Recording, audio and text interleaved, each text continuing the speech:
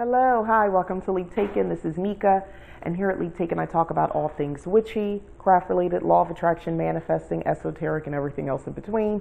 And today is part 2 of the How to Be a Witch series. Spells.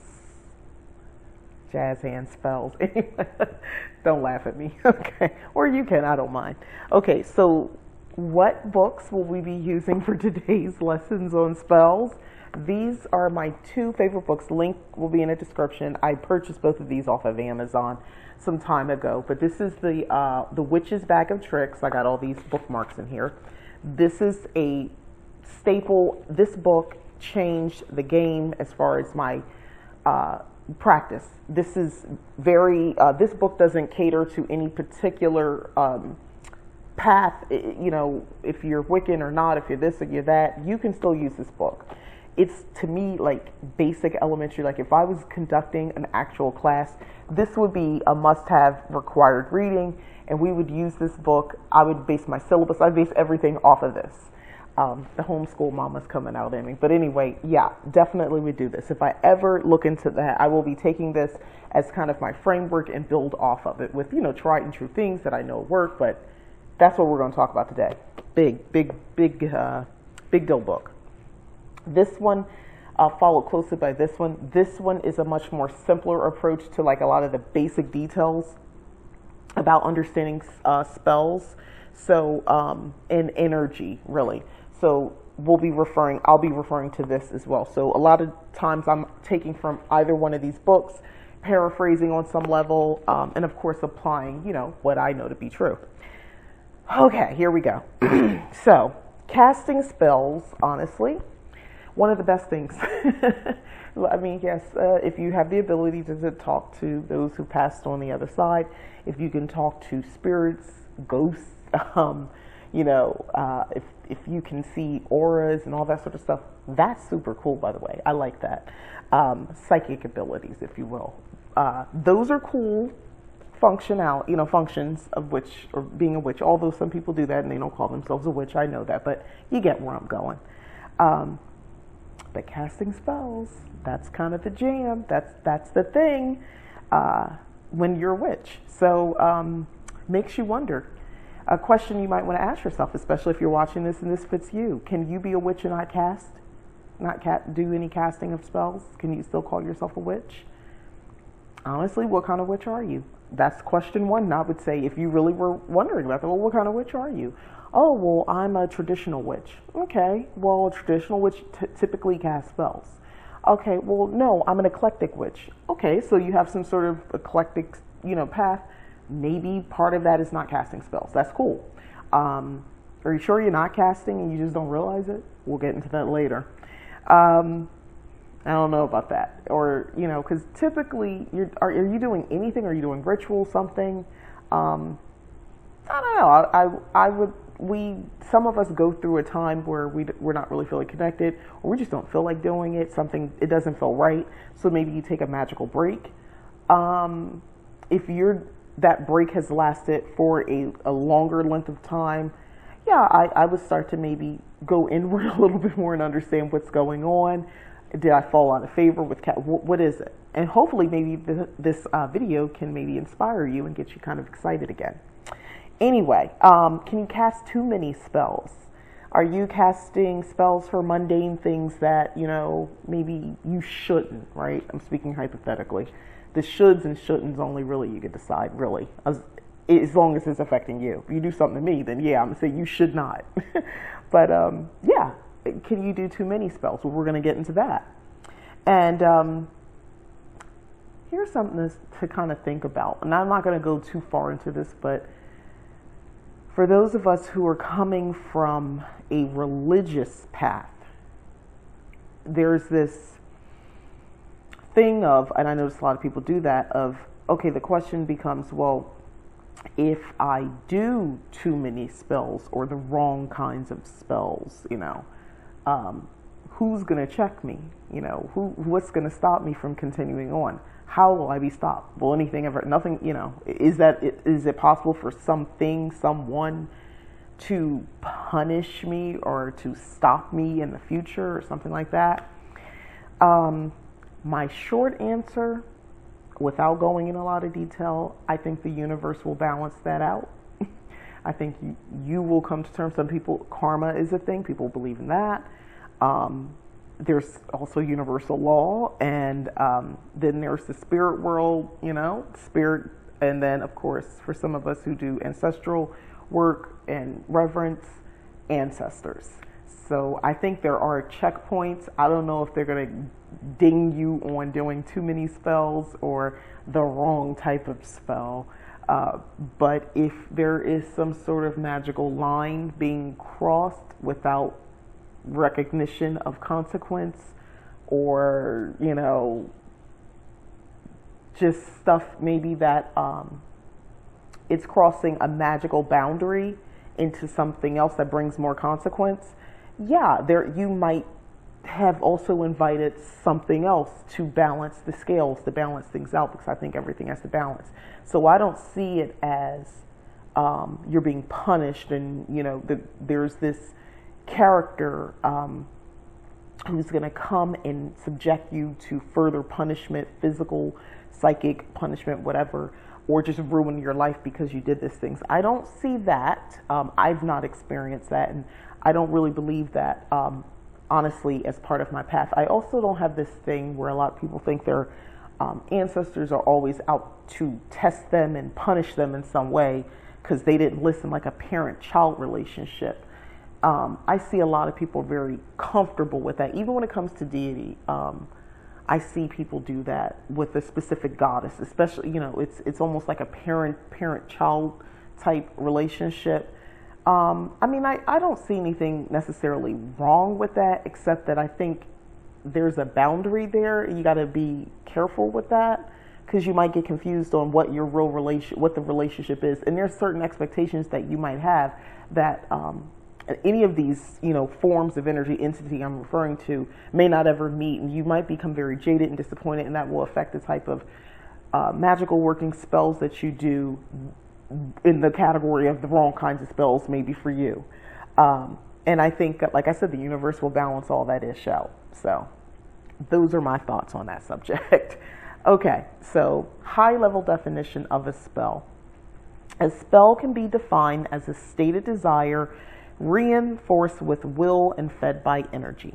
Okay, energy is key, and your will is a necessity. That's basically the definition right off the bat. Just keep those main points in mind. So if either is lacking, energy or your will, if you have a rhyming spell, you basically just wrote a poem. And if they don't rhyme, then I don't know what you got here. You got some spoken word going on, but you don't really have a magical working happening. Be careful. Negative thoughts about your spell will actually dismantle your spell. That's actually, super important. Your will, going back to that. It's important that you believe your stuff. Believe that what you're doing is going to work. Believe that these spells that you're doing, these rituals, these workings, let me fix this, they're all adding up to something. They mean something, and they really, it's all going to work. Simple ingredients from, your spell, for your spell, from your kitchen cabinet to just getting a dollar store candle, to having olive oil, and you added cinnamon from your pantry, herbs cabinet, and you just added cinnamon from there to the olive oil, and you put it in a container you got from Hobby Lobby. These are things I've done. And you put it into a glass container from Hobby Lobby, and you coded energy by holding it and transferring your will and intention into it. Believing all these mundane, cheapy materials actually will build into something like, landing $50,000, landing, an opportunity to make $100,000 in a year, or, whatever it is that you're doing. Because I'm just doing, I'm thinking cinnamon, so I'm thinking money spell. Anyway, you need to believe that all of these things, these herbs, all that, have an innate power, and you're activating it and then infusing it with your own intention, your own energy. And when you put those together, they all culminate into this energetic form that you're releasing out. And as you do so, it does exactly as you intended.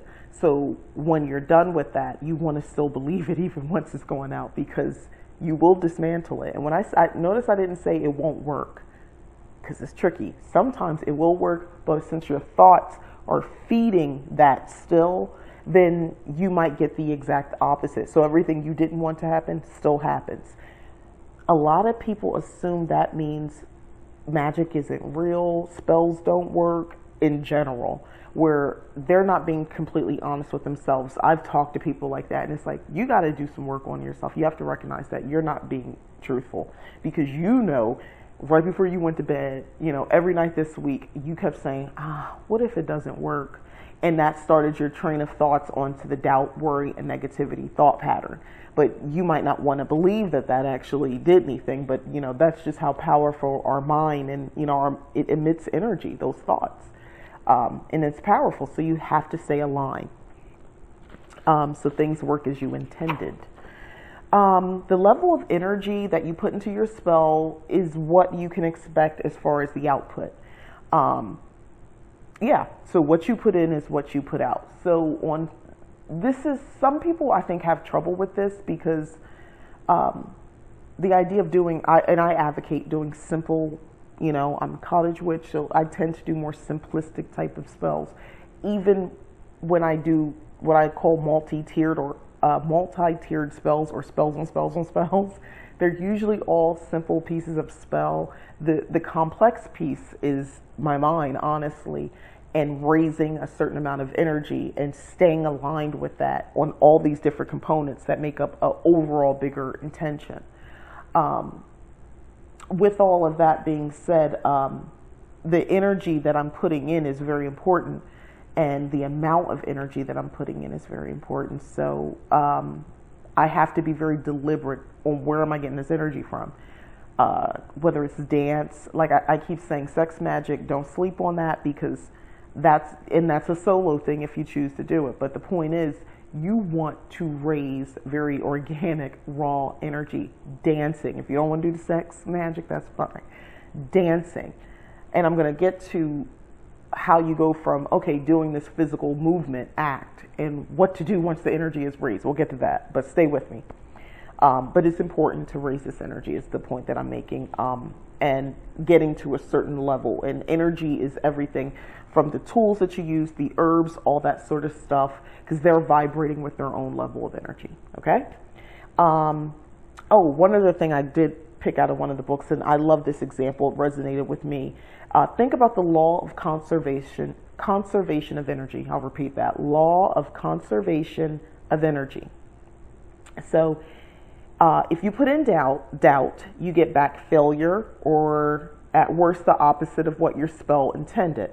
So everything you say or do must be on message or aligned to your desired goal. Anything else means failure.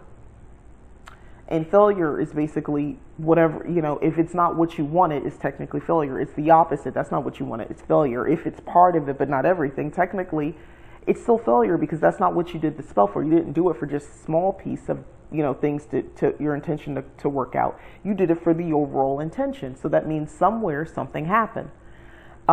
This particular book is a great book also to get, actually they both are, but this one, she gives examples on how to rework a spell. So let's say you already had something, you can use her guide that she has, and she gives examples and great notes on it, on if you did follow a spell and what happened. So I'm going to just deviate to that in just a moment.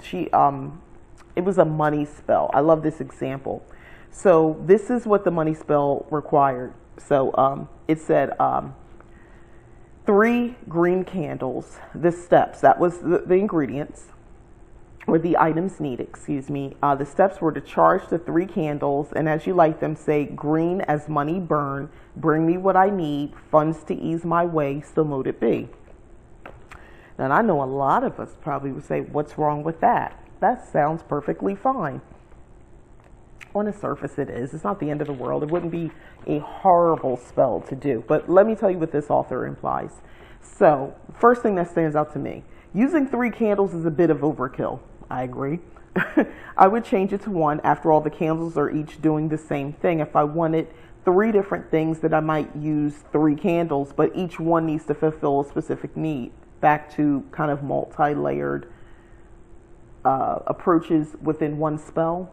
That's what you could do here. So just in this case, she's not talking about it. But what I would say is, let's say you wanted the green candle. Let's say you still wanted three candles, right? So you can do one for green, maybe one for red to represent fast. You want this money fast. You want this to happen fast. You have a lot of stuff going on. There's an urgency. I would go with red. And if you want to do maybe something protection wise, you want this money, but you don't want anything bad to happen for you to get it. You can maybe do a white candle for protection. Okay. Anyway, then she breaks down about charging the three candles. Here you're told to charge the candles, but it doesn't say how or with what intent. You're left to guess. There's a lot of spells that are written in spell books that you can go on Amazon right now that were just recently published who kind of read like this. And it doesn't give a lot of detail. So what do you mean charge? How to charge the candles? And a lot of us who are a little bit more practiced might say, why not to charge a candle? I don't need them to tell me that. But with what intent? What's your intention? What are you, because I need money. I wouldn't charge a candle with the need for money, because you're charging the candle with a need for money, meaning you will be needing money. That's the intention, to need money, not to get money, not to have money, but to need. Be careful.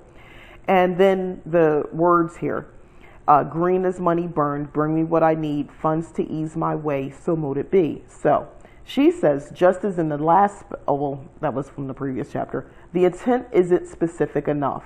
Asking for money without specifying a dollar amount or a particular need is too vague. You could end up finding a penny on the floor. Now, I know some people go back and forth about including a dollar amount.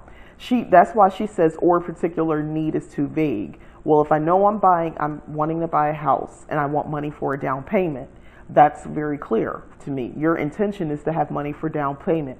Now, me being me, I'm going to say down payment and closing costs. Make sure that I, can acquire the funds or whatever, have the funds to present for down payment and closing costs. That would be worked into my spell. Yeah, but that's the kind of thing that she does in this book. The author is Maya Ohm. But yeah, she really breaks this down. And then just from that section, she, went into a lot of detail on just further breaking down, putting all that together to rework that original spell. So this is what I was talking about putting energy into it, your intention, really thinking out that spell. That's also energy as well. So just wanted to point that out. Okay, so the next thing is, so what do you do? What happens if the negativity crept in? Negativity about this spell, meaning you're doubtful it's going to work. You've already performed this spell. You felt pretty positive about your intention and everything, and while working the spell, but immediately afterwards, let's say that day, that night, you're thinking doubt over it. You're trying not to, but you are. So it happens to all of us, to be honest with you, at some point. It's the more pressing, the urgent the issue, or the bigger the spell, for something really big, there is probably going to be some doubt that creeps in, right? So what I do, one of my techniques I do, is a reversal. And this is something, if know in traditional witchcraft, you'll find that people do like this reversal, like basically repeat things backwards. You can act, so let's say your thought was, man, I bet you it's not even going to work. Let's say you actually vocalize that thought. You would say the opposite. Now the opposite can work this way. You can actually say the words opposite. I would have to write that down first, but that's energy to undo it. So that's okay. Take the energy it takes to actually write down that thought and then repeat those words with intention to erase and rebuke that thought. You can do that, or you could just speak that in a positive instead of saying, your original thought, I bet that spell doesn't even work. I know that spell is working. I know that spell is working. Or sometimes if I'm out, or I'm otherwise engaged, or I'm around people, and that crowd, because sometimes you get distracted and you start thinking about stuff, and you're like, dang, something about that spell, and you're like, I hope it's working, or something that's a little too borderline, not like more like confidently, I know my spell is working, I know it's happening. If you let that go in, I will say, sometimes I'll say it under my breath, but I'll say it out loud. I was like, cancel that thought to the universe. I'll say that I cancel that thought to the universe. If 30 minutes later I do the same thing, I'll say I cancel that thought to the universe. So mote it be, so it is done. That's what I do. Just saying that it works, because I feel like I've canceled it out just as quickly. I don't let those thoughts linger. Once I realize what I've done, which is usually shortly afterwards, after I allow the thought to form and think it, or even, like I said, vocalize it, then I'm okay, fix it, you know better. So some of us slip up and we still let that little doubt come in. This is how you can fix it. So let's talk about now the components of a spell. So the first thing is you want to define your intention. You knew that. What is it you want or you need? That's basically it. What do you want? What's your intention? What intention for what? What do you want, right? Be very clear. Don't assume. What do you mean? I know what I want. I want $500 because I'm $500 short on this bill. Okay. Follow with me. Play out a scenario of you actually getting what you want. This is before you write anything down. I mean, you can write your answers down to this because that might be helpful, and I think it might help you over time. Write out what you think will happen if you get the $500, okay? And is there anybody else involved in this, by the way? Do you have kids, spouse, whatever, roommates? What's your situation? Will there be any fallback, magical fallback or consequence with you doing whatever you're about to do to get this $500? Something to think about. And is it worth doing the spell, you know? Is it worth it? Because if you're feeling like pretty desperate, like, no, I really don't care what happens. I just need this money. And listen, hey, sometimes it feels like you against the world. So I understand. I'm not judging you. But you might, if that's your intention, I'm asking these types of questions for a reason, because a lot of people, if you don't ask this sort of question, it's not even on the surface for them. But in the recesses of their mind, by any means necessary, is very much present. If you maybe start asking yourself these types of questions, you might realize, dang, it was. You might have, what are you talking? I'm just on a $500 money spell. It's not that deep. But if you are on another level and, magically bringing out this intention by whatever, any means necessary, then expect by any means necessary. You can get that 500, but at what cost? That's what I'm asking. That's kind of where I'm trying to get your headspace at. And then the other thing is, why don't you already have it? Why don't you already have this $500? What's happening? What's going on? Because my next question is, have you been self-sabotaging yourself somehow? Are you perpetuating this need for $500? Because that'll matter, because otherwise you'll be doing quick money $500 spells every other week, So that's why we want to ask ourselves, because you might need to do a whole different life-changing type of spell. And does something else need to change before you can have what it is that you want, before you can get this $500? Does something else have to happen? Do the person you need to pay this bill to, do they need to be willing to accept this as opposed to maybe a total amount, maybe a partial payment, including this $500? Is that something you need to work out first? Like if it's a rent thing, do they want the fees on top of the rent, the late fee on top of the rent if you're short? Think it out. Think it out. It matters. Trust me. Get that kind of in your head. We're building this up. So then how is magic going to help me with what I want or need? So how is magic going to help me with this $500? Get this $500. So with this, you want to list some positive, and then a positive side and a negative side. Positive ways to reach my $500 goal, negative ways to reach my $500 goal. And you're not listing spell work, you're listing real world actions. Prime example, on the negative side, the negative ways you could reach that goal is to steal it. So you would put that would be negative. Remember, you were thinking any means necessary, so don't look at me crazy now. You thought that. You thought that. Then on the positive side, the money could be gifted to me. My mom or my dad or, my sister will loan me $500. Okay, so there's that. Use real world actions. Look at that list. Take all this in. This could be something you just do in your mind. You don't have to actually write all this stuff out if you don't want to. But these are the way you need to think about spells. This answers the previous question that I asked when I said, are you doing the wrong kind of spells? Are you doing too many spells? That sort of stuff. When you're thinking about it in a more scientific way, you know, with the mysticism piece in it, but when you think about it as kind of a laid out plan, it changes what you might want to do, when you might want to do a spell. So that's why I'm trying to get you to think about this kind of stuff. And let's talk about energy, because energy is obviously very important with spell work. So before attempting any spell work, know the energy around your goal or your issue. You're going to need to learn to sense energy. I think a lot of us have this ability to do it. Some of us, it's not something that just that's just in us or that we notice. A lot of people are really numb to that, desensitized, and they have to practice sensing energy. I can tell that because for prime example, I notice this, and this doesn't happen all the time, so I don't want to say that this person doesn't know how to sense energy at all, but there's been quite a few times I've been in a group situation. And I know someone who, when they're in a group, they don't sense the shift or the tone, at least not away. I sense it almost immediately. It is the physical changes. People shift their bodies a certain way. They look, avoiding you're looking at you, that sort of stuff, or avoiding looking at a specific thing or something like that.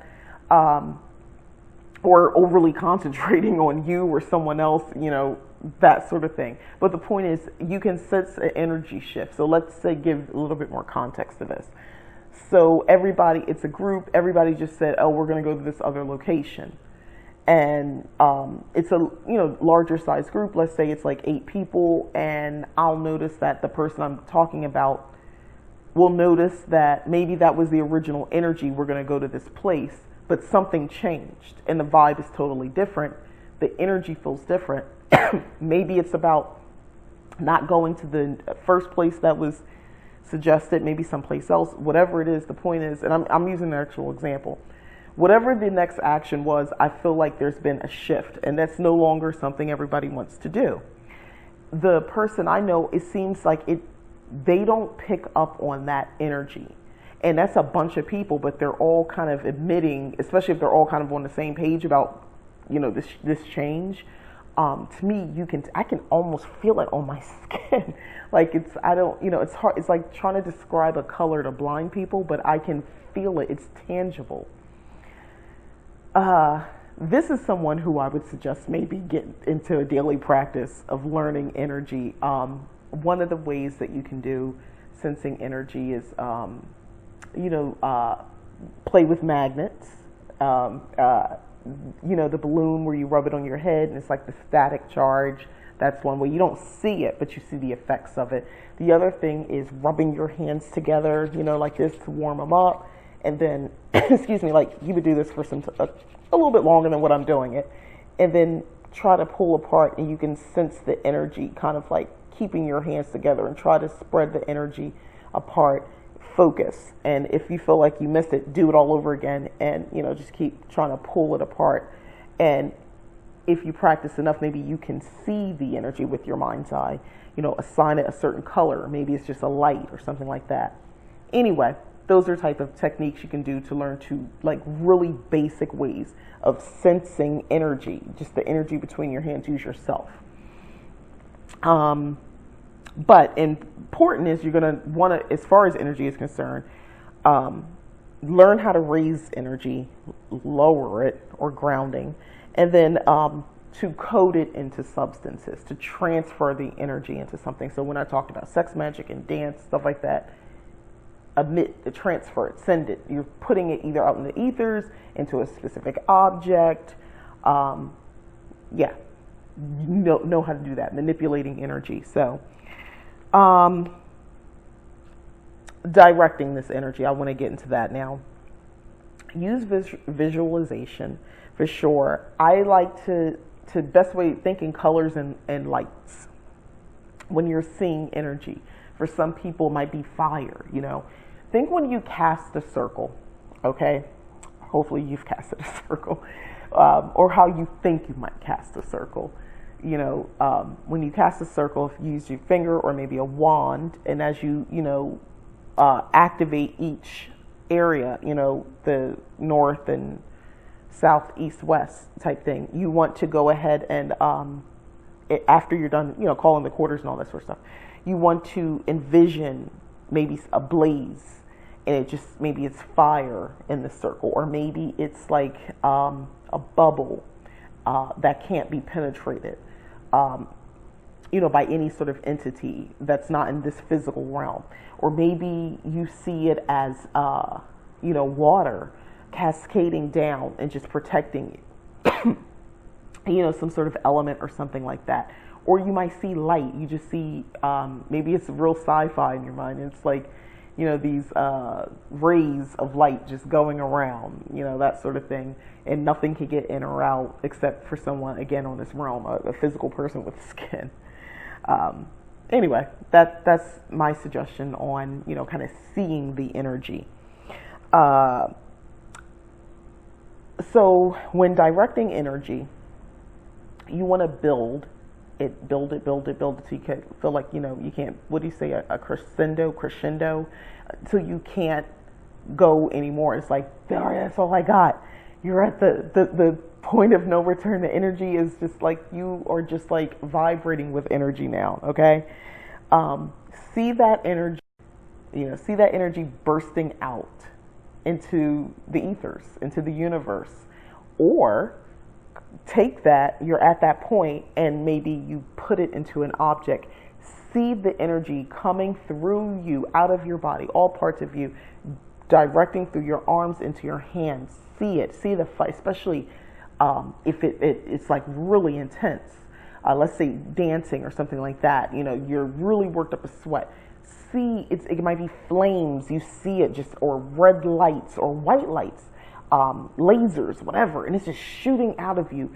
See that until you can't see it anymore, and you're down to resting. You know, your heart rate's rested or something like that. Okay, and now you know it's done, and that's something you're gonna know. The minutes, I don't know. Maybe it takes a couple seconds. I don't know. You'll see. You'll figure that out for yourself. But that's how you direct energy. You can also use a wand as well for that sort of thing. Direct the energy into the wand, through the wand into the ethers, into an object, and so forth. So that's a little bit just more about how energy works. So we're talking about raising it, grounding your energy, and then of course releasing it into the ethers, into the universe, or into something.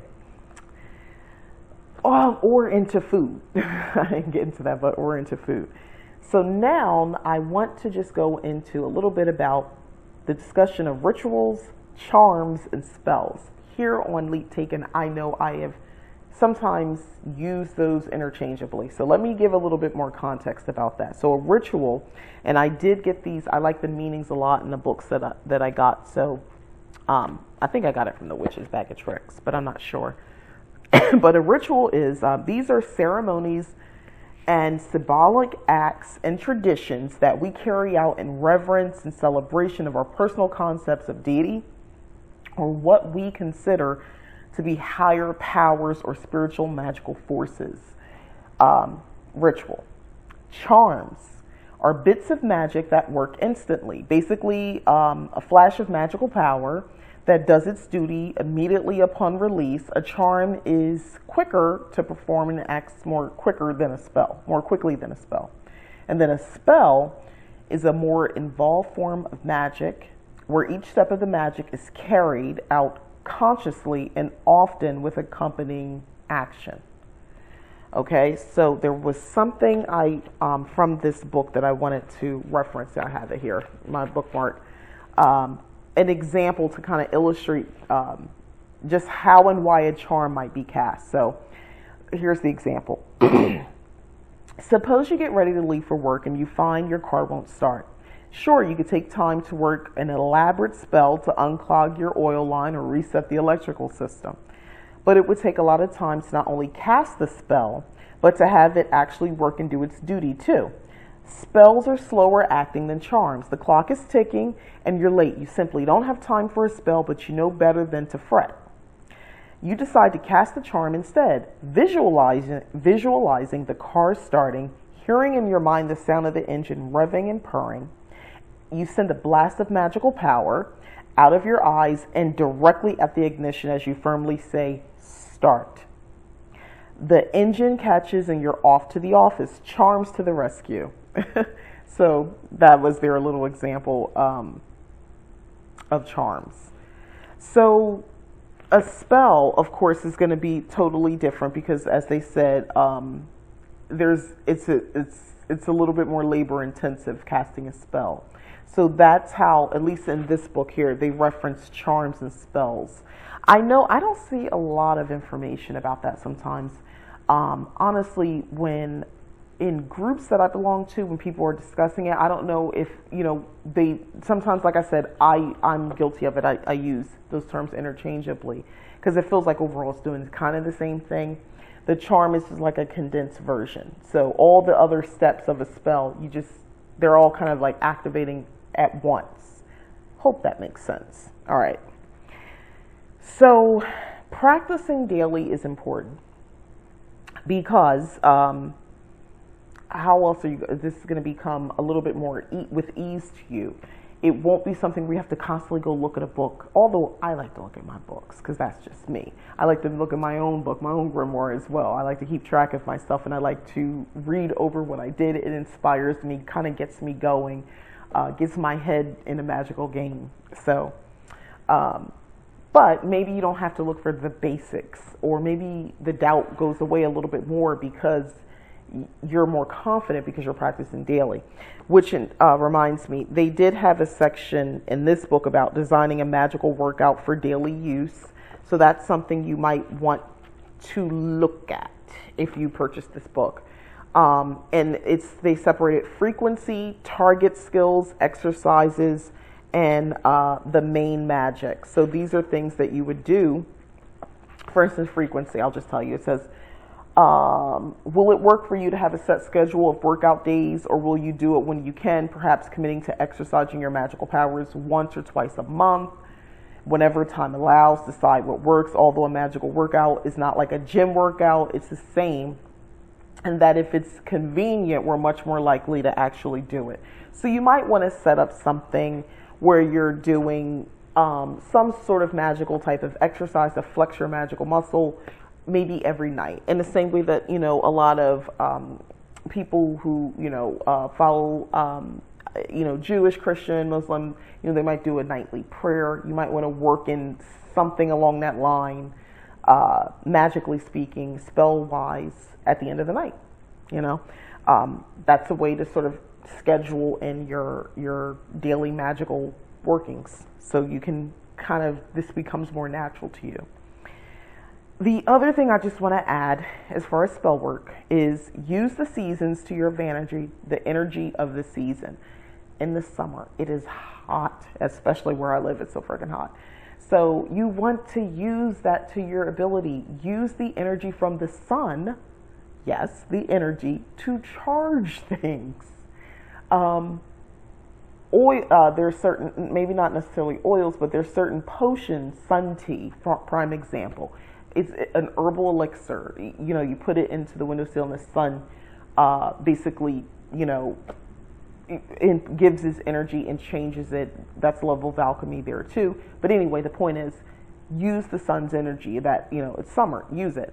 Summer rain, depending on where you live, it probably rains. I know when we're in Florida, every afternoon it felt like it rained. So, you can start to collect some of that rainwater and use that energy of the warm weather, all that represents. So I'm thinking more healing properties and things like that.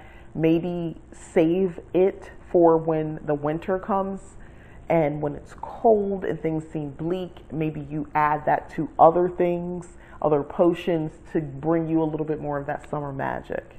It might just be for you, a personal mood enhancer, that sort of thing. Okay? Foods also hold that ability as well, the energy in foods canning, things like that. Outside of the convenience factor of why people would do canning is because, you know, you're preserving the foods into those bleak winter months. So the same could be said for, you know, the summer fruits, if it's possible to can them, or in our case, we can freeze a lot of stuff, to be honest.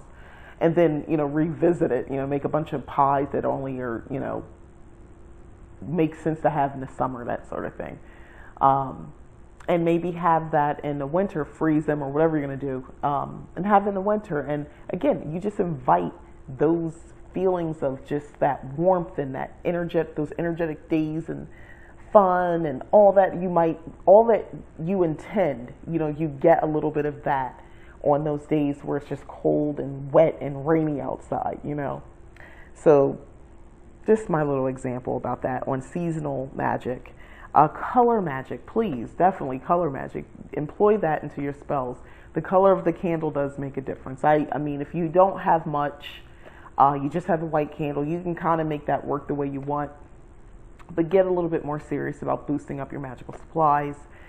Certain cloth. I prefer a black cloth because I think you know, creation was done in the dark.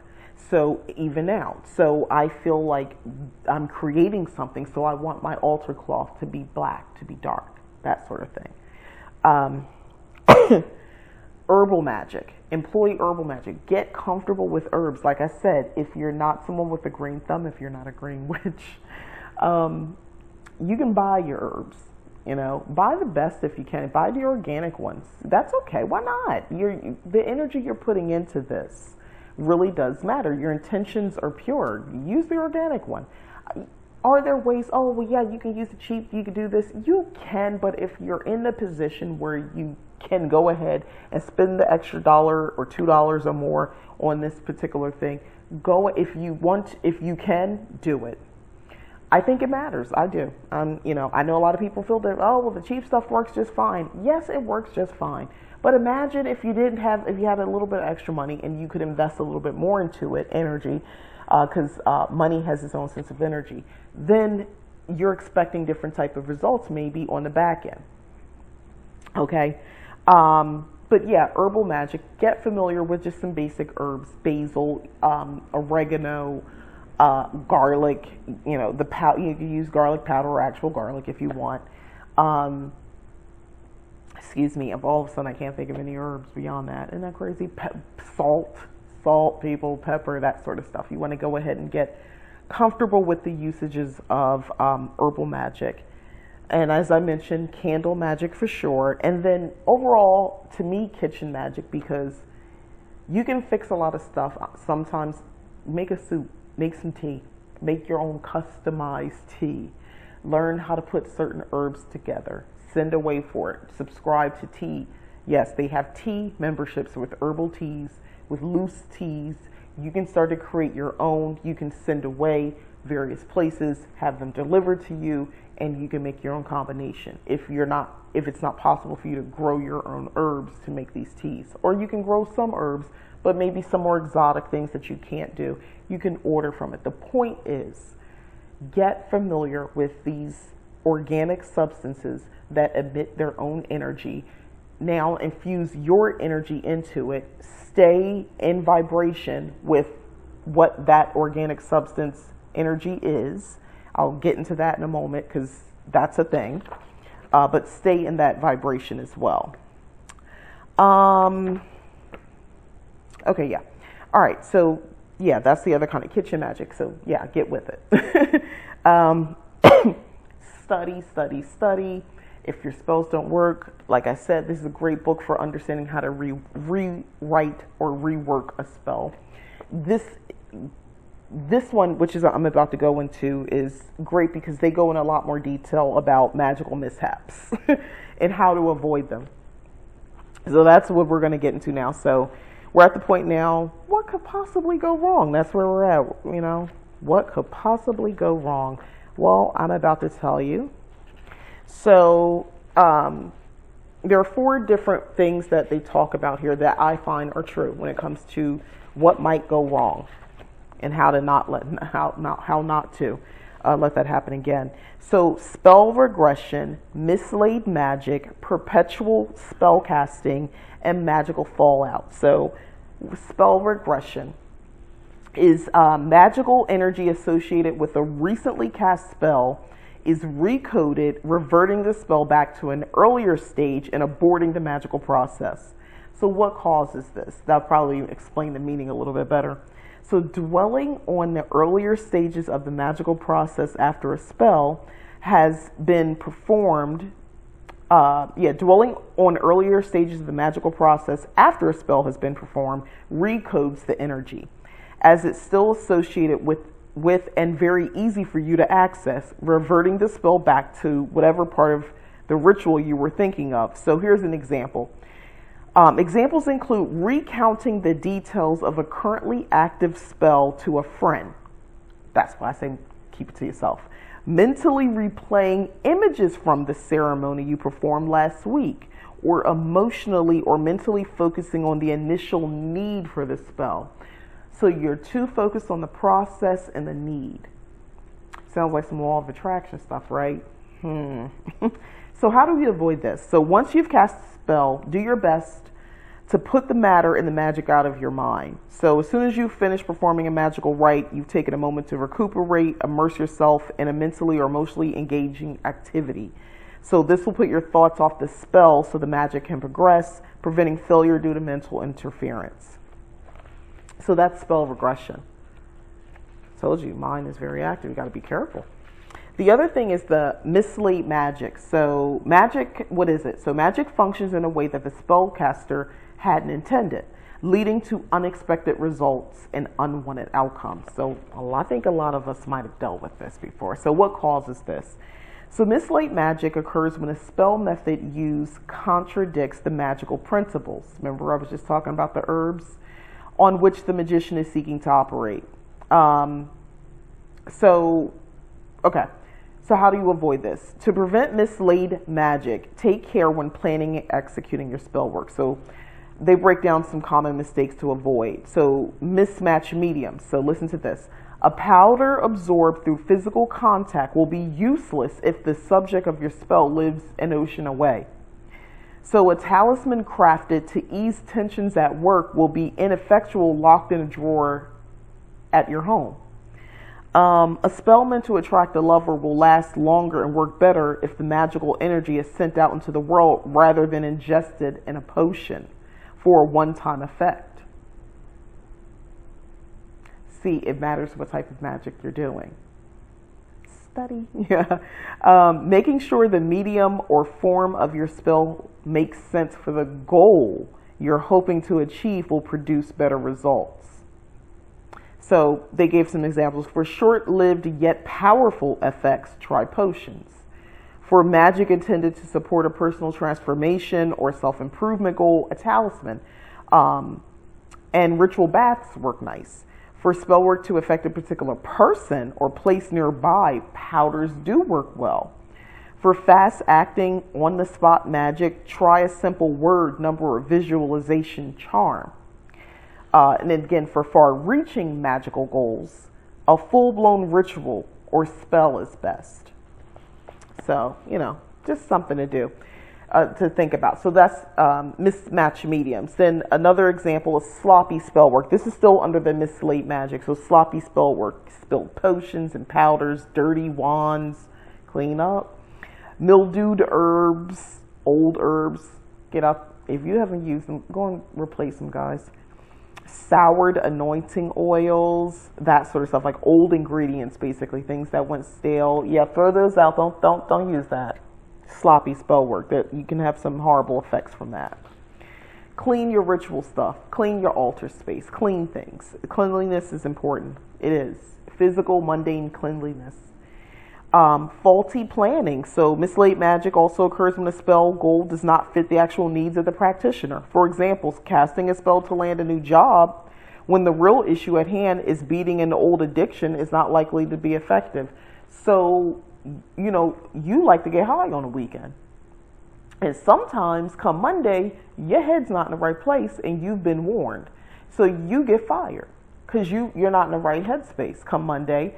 And they're seeing a trend and they like, you know what, we're not putting up with it. And Friday, you're not even connected to the world. You're so busy focused, you're making mistakes. So they really only got you Tuesday through Thursday. That's not going to work for some people. So you get fired. So you want to cast a spell to do a job, get a new job. When the real issue is you need to address your entire lifestyle because you're just going to take the same energy, the same patterns, and the same thing's going to happen again. And you're going to want to cast another spell for a new job. So, yeah, faulty planning. Really assess your situation. So that's mislaid magic. The other one is perpetual spell casting, which I find very interesting. Again, these are the wrong things that go wrong and how to avoid them. So the way they describe perpetual spell casting is magic is spontaneously performed through everyday actions and thoughts without the practitioner's knowledge, potentially counteracting previous spells, creating chaos. Signs of perpetual spellcasting may include lingering feelings of disorientation, unexplainable excitability or anxiety, and feelings of being drained or fatigued.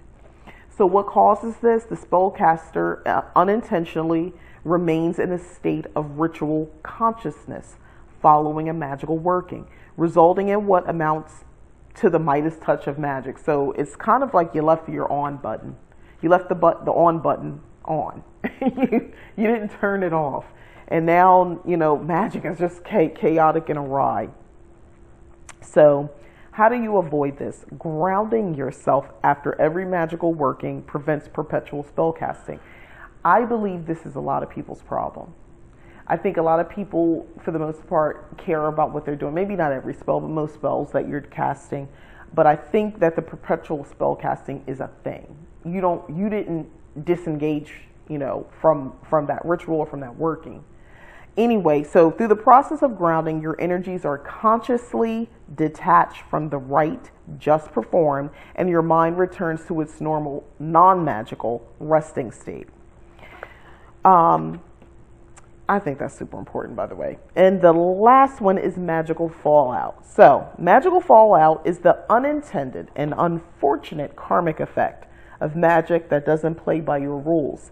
This is interesting, guys. So what causes it? Attempting too often to bypass your own rules, ignore the limits, or break the taboos of magic can lead to magical fallout. So examples include a curse backfiring onto you, a prosperity spell bringing a sudden expense, a love spell attracting the very person you hope to repel, and how to avoid this. So know the limits, rules and taboos of magic, and don't attempt to break them without first putting some serious thought into the matter. So remember the question I asked early on, who's going to check me? Who's going to check me? I told you the universe is going to check you. But ethics are important. I noticed most of the books for spell work and things like that, they have a section where they talk about ethics.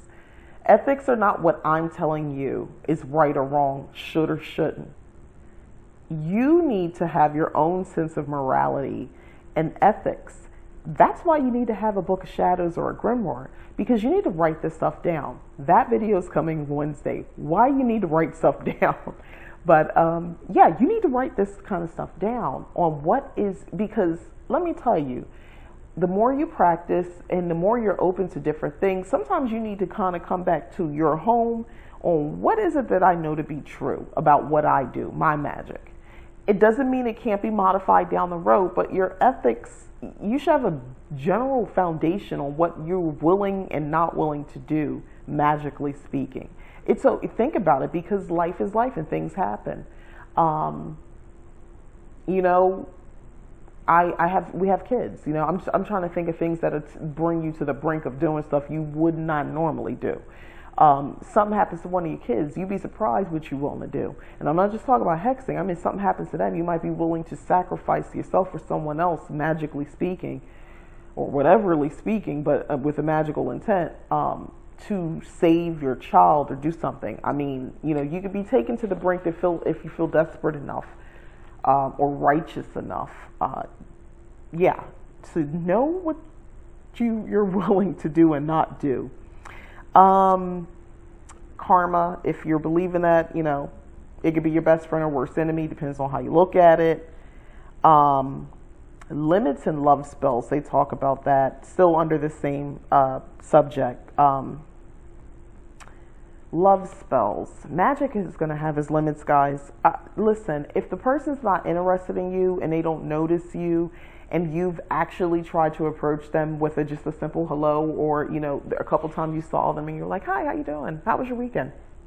General conversation, and they seem to just be ignoring you. I don't think they're interested in you, and I don't think you should do a love spell on someone who doesn't literally want to give you the time of day. I don't see the point in that. I don't do that. Find someone else to fixate on that likes you back. Find a spell, create a spell to point you in the direction of someone who will like you back. Do that. And that you'll like them too, because you probably won't even like that person. Some of us like people who don't like us. I am not one of those people. I don't respond well to that, but I know there's some people who, men and women both, seem to like people who don't want them. That's who they have to have them. And then they go into talking about taboos. There are a few magical actions that should generally not be done. This is according to this book, as they can cause serious magical fallout. There are 2 breakable taboos and 1 breakable taboo. Break the breakables only very rarely, or only when doing so is truly necessary. And they say, here they are, you've been warned. So I'm going to share this with you. We'll be wrapping this section up. Don't intentionally hurt animals or people. That's fair, right? Don't play around. That's a breakable taboo. Avoid performing exclusively frivolous, unnecessary, manipulative magic just for fun. You want to put on for your friends or whoever, to show them, look what I can do. Stop, don't do that. Don't brag or show off, again, what I'm talking about. Or if you're bored, I guess the other one, don't play around, because I think some of us get bored. Let me see what I can do. You're not practicing studying, you just stop it. Don't do manipulative type magic just because you're bored. Unless the thing you're doing a spell for is to find something to do. Don't brag or show off. That's a breakable taboo. Yeah, that was pretty much it. So it was just these 3 things here. So I like that. Yeah, that was the unbreakable one, is don't intentionally hurt animals or people. Don't do that. All right, so my thoughts on curses and hexes. My thoughts. So put the books down because I wanted to refer to those. Proceed with caution. Those are my thoughts. Proceed with caution. Weigh the risks and the consequences. What I have found, and I know a lot of people don't want to hear it, but in most cases, if you refocus and change the narrative, change the story that you're telling yourself about what it is that's causing you to feel like you need to hex or to curse, change the narrative, change the story. Mental alchemy. And once you change it, what is it that I can do, magically speaking, for this situation that's going to better me, that's going to reflect well on me, that's going to give me something that I want? So do a spell for yourself. So let me give a little context for this. A lot of us work around other people. So I'm a woman, so I'll speak from my point of view. So as this has happened to me before, you work in an office or something like that, and some of the people you work with, your supervisor, she's maybe another woman, they really treat you funny. They always have something to say about what you wear.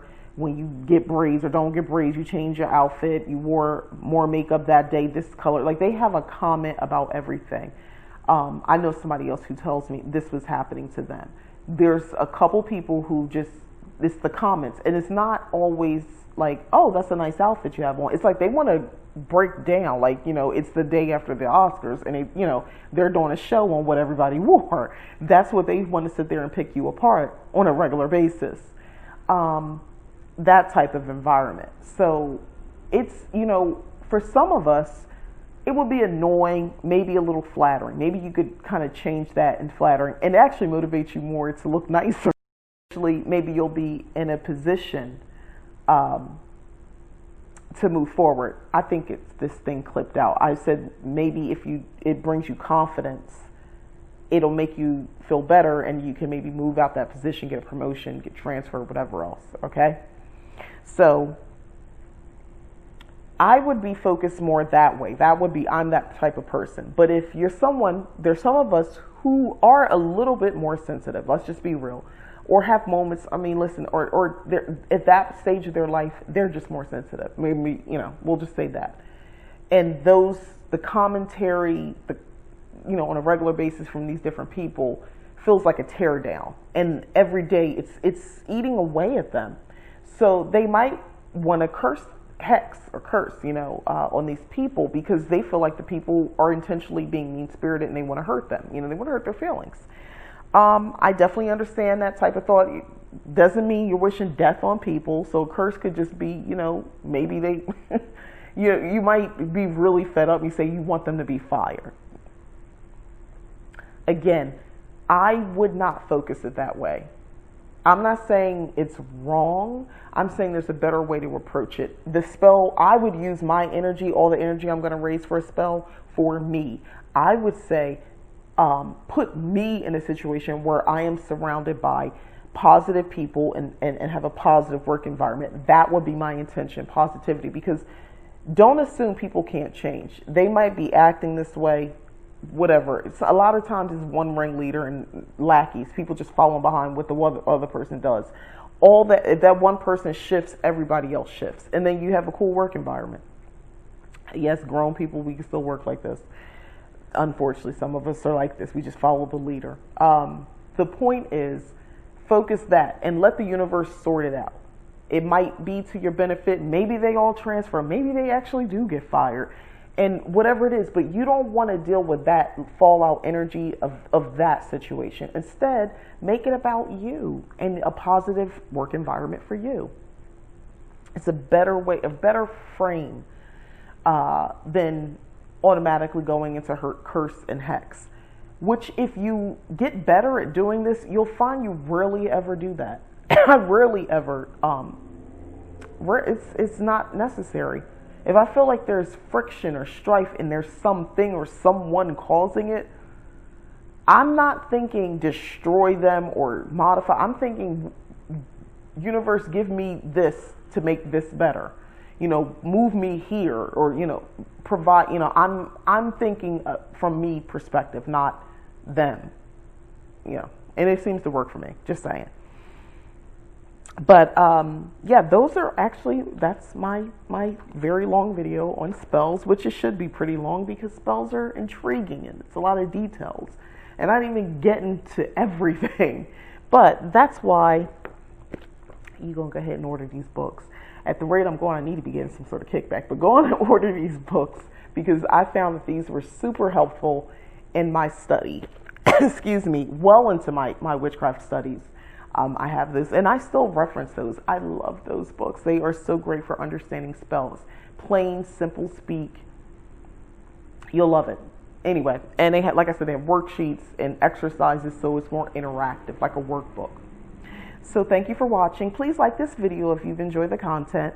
The next series is coming on Monday, part 3, which is going to be deity and ancestors and spirit.